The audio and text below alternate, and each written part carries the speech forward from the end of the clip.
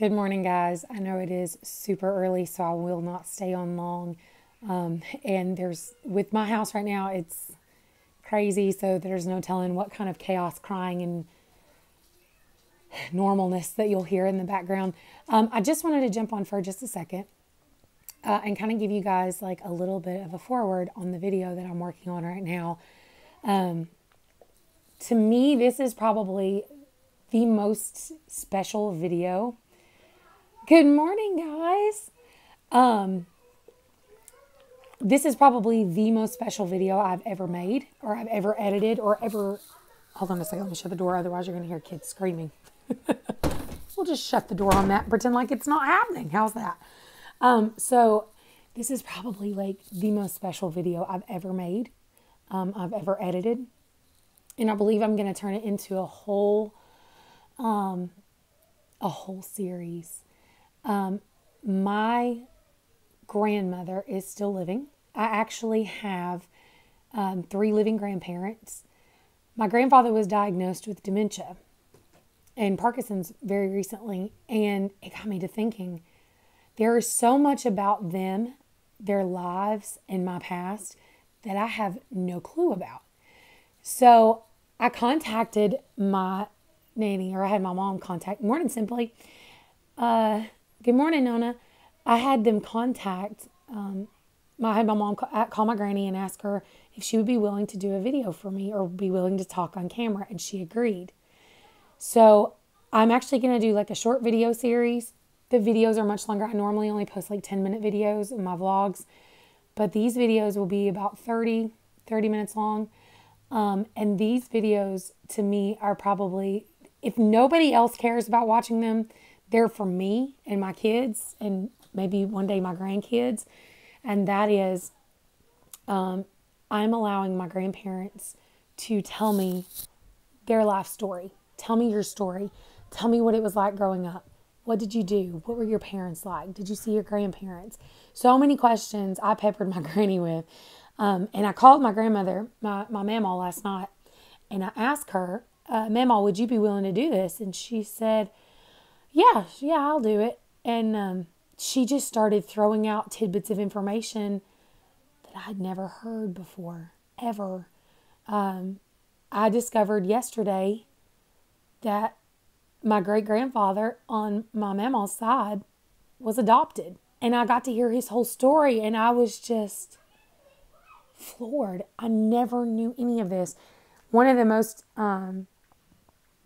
surprising things that I discovered by interviewing my nanny was so many things about me and about my life suddenly just make sense.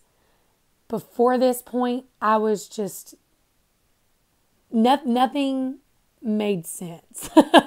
And I'm just like, I don't know why I do these things. You know, I've always talked about the fact that when I was in college to become a veterinarian, I was just in the pre stages, and I made a bad grade and quit.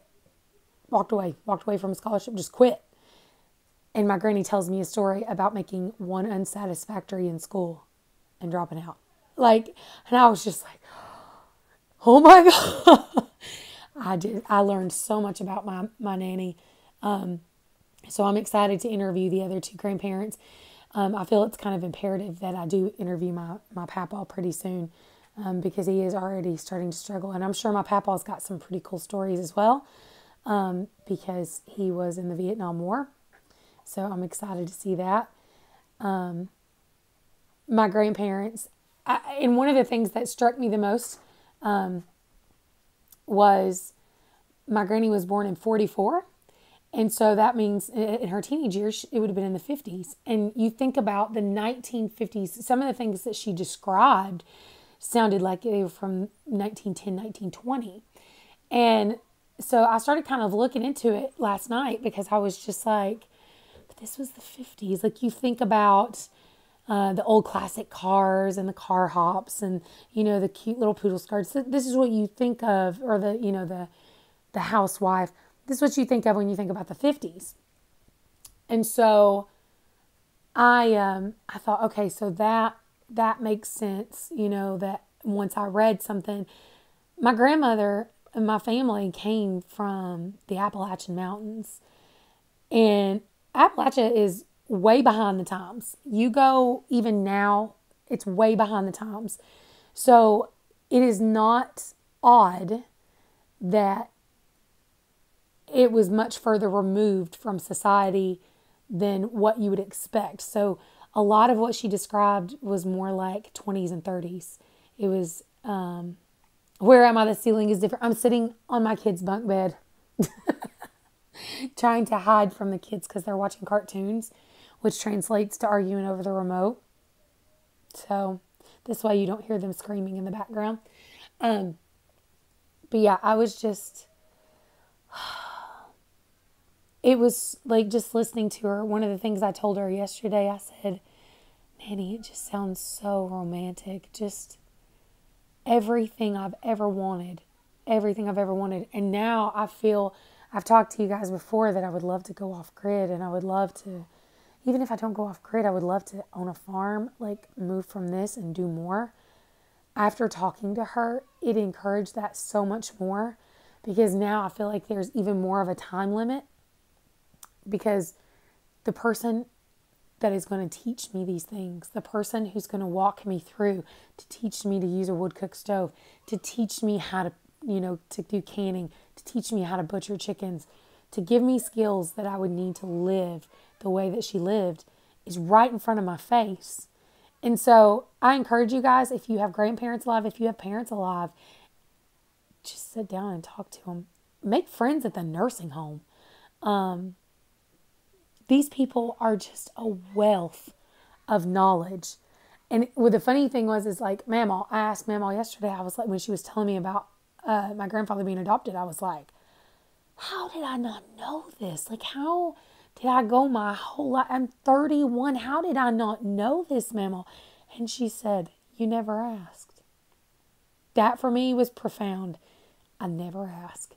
So over the next few weeks, of course, I'll have my normal vlogs. I may go live with just random stuff like I normally do. But there will be a video series where I'm going to interview my grandparents. It will be probably multiple videos per grandparent. My grannies, I'm still working on right now. She lives very far away, so it's hard to get up there. So this was the first one. The next one, I'm actually going to see about going up there and having her take me to the home, to the farm, which is now mostly broke down into a trailer park, believe it or not. It was like a 100-acre farm that she lived on with her husband, and where she raised 6 kids. And she's going to take me and my mom, because my mom grew up there. They're going to take us back to the farm, and Nanny's going to show us the barn and tell us stories about that. And then, of course, I'm going to interview the other grandparents. So I'm really excited to share this video series. I share everything else in my life. I might as well share my past and history. So I love you guys. I'm going to jump off here. I got to go make breakfast. Just wanted to give you the foreword on what we are going to be doing, the foreword on these videos. I'm really excited. I'm really excited. Like, there was so many things that I learned about my nanny that I never knew. So hope to see you guys later. I love you. Take care. I will try to get this first video of Nanny up sometime this afternoon. It does take a little bit because it is a lot of editing. I had 49 minutes of just us talking. So, and there's a lot of me and my mom interrupting, peppering her with questions. So, okay. I love you guys. See you later. Bye.